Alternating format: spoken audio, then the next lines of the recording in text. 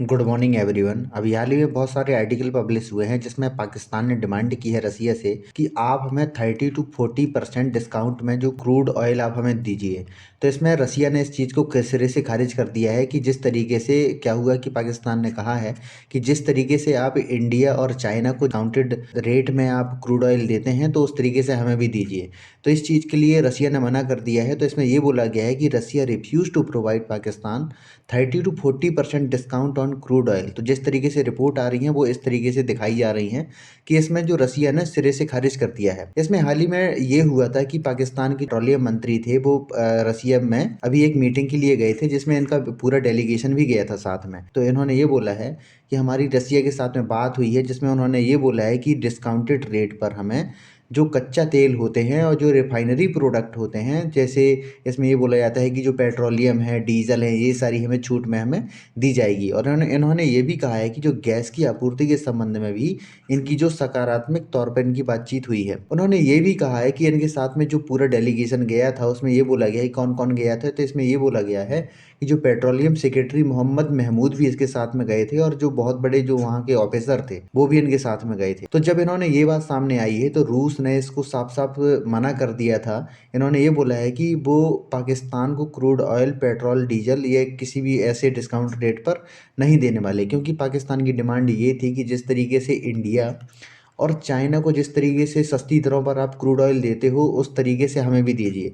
तो इसमें रसिया ने सिरे से खारिज कर दिया है कि हम इस तरीके से क्रूड ऑयल आपको नहीं देने वाले, क्योंकि इंडिया इंडिया और रसिया इनके लगभग सबसे बड़े इम्पोर्टर हैं, क्योंकि जो इंडिया की जो मार्केट है और जो चाइना की मार्केट है इनसे ज़्यादा कोई परचेज नहीं करने वाला है। तो उन्होंने ये बोला है कि 30 to 40% तो हम इंडिया और चाइना को भी नहीं देते हैं, क्योंकि अगर मैं इंडिया की भी बात करूँ तो इंडिया को मैक्सिमम इन्होंने 25 to 30% ही सस्ता दिया है। तो इस तरीके से बात इसमें की है। तो इन्होंने ये भी बोला है कि जिस तरीके से एलपीजी में बात हुई है, क्योंकि इन्होंने बोला है कि जो ईरान है, ईरान से भी इनकी एलपीजी परचेज करने के लेके बात हुई है। अगर मैं इंडिया की बात करूं तो इंडिया जो क्रूड ऑयल की इंपोर्ट करता है, इसमें ये बोला जाता है कि लगभग जो 80% क्रूड ऑयल है वो हम इंपोर्ट करते हैं।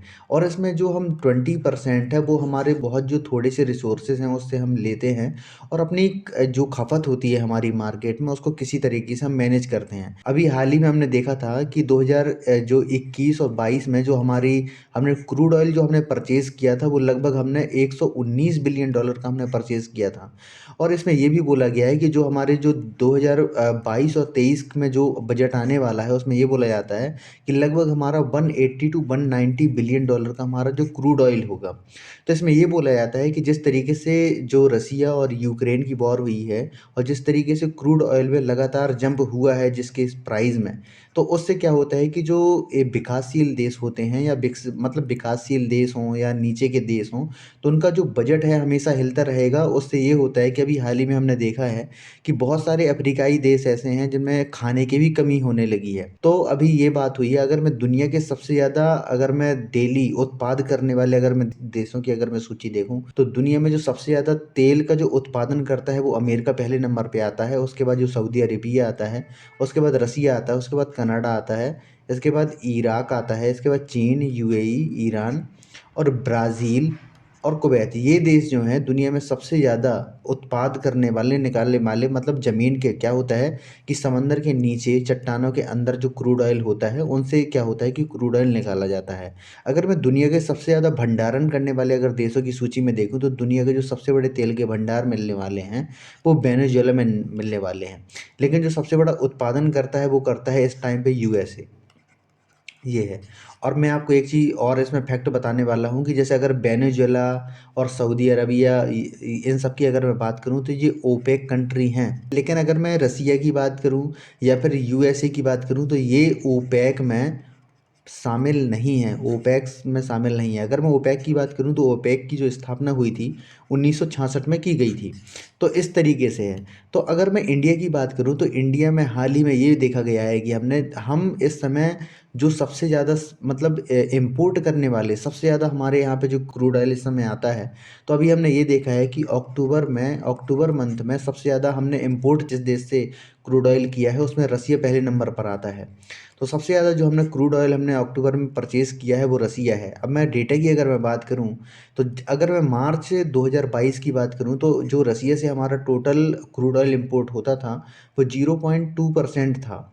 लेकिन अभी हाल ही में हमने देखा है कि अभी जो अक्टूबर में जो हो गया है ऑलमोस्ट 22% हम रसिया से क्रूड ऑयल इंपोर्ट करते हैं। जो इसकी क्वांटिटी है अगर मैं बात करूँ, इसकी क्वांटिटी लगभग 9,35,556 बैरल पर डे के हिसाब से हम परचेज कर रहे हैं। इतना क्रूड ऑयल है हम इंपोर्ट करते हैं अगर मैं एशिया की अगर मैं बात करूँ तो। इसके बाद हमने ये देखा है कि जो इराक जो पहले नंबर पर था वो इराक इस समय दूसरे नंबर पर आ गया है 20.5% के हिसाब से। अगर मैं सऊदी अरबिया की बात करूँ तो 16% के हिसाब से दूसरे नंबर पर है। अगर हाल ही में हमने ये देखा है कि जो क्रूड ऑयल के लिए तो कोई भी उनकी बात नहीं हुई है, लेकिन हाँ हमने ये देखा है कि जिस तरीके से पाकिस्तान में अभी हमने बाढ़ आई है तो वहाँ की जो लगभग 80 to 90% जो क्रॉप हैं वो बर्बाद हो गई हैं। तो इससे हमने ये देखा है कि जो पाकिस्तान में जो जो फूड को लेके बहुत सारी बातें हो रही हैं कि फूड की बहुत ज़्यादा कमी होने वाली है वहाँ पे।